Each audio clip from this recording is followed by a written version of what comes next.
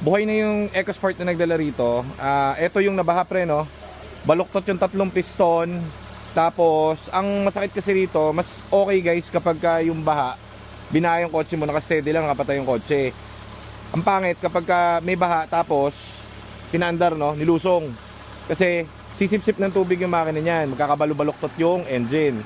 So dinala rito to, naka-towing itong kay sir, ayaw niya saka sa mahal.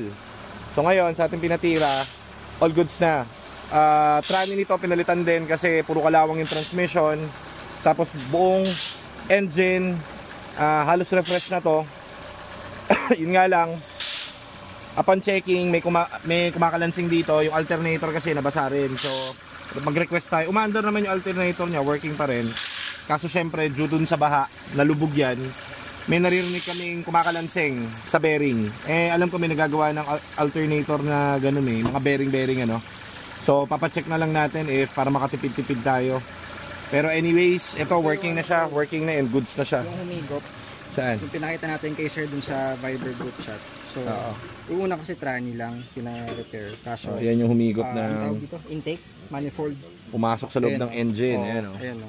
So kasi sarap. kwento nga ni sir, nalusong niya kaya, so medyo mataas kasi ang intake, ito pre, diba? Ayan, so pumasok dito yung tubig. Kaya ayan. Kasi mababa yung tubig Basta umaangat. Pag sinasalpok kasi yan, aangat yun Kaya siya, inalog-alog pa namin kasi hindi makita yung tubig. Di ba dapat sa kasa to? Mahal lang mo, mahal kasi, no? Sa kasa, Pero magaling dun, ha? Kasa number 1. Kaya yun, may suka ng tubig. Bawa may sunog na kambing? Ba't ganun? Hindi, may mga langis pang nakasalat.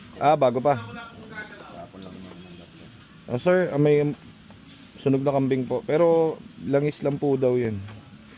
Tapos, all good sa tong kotse nyo. Na-test drive na to? Pinapalapat pa natin yung kanyang engine dahil yung internals niyan, bagong salpak, mga bagong bakal. So, papainitin pa itong mga 3Ds. So, pwede natin i-release tong unit niya.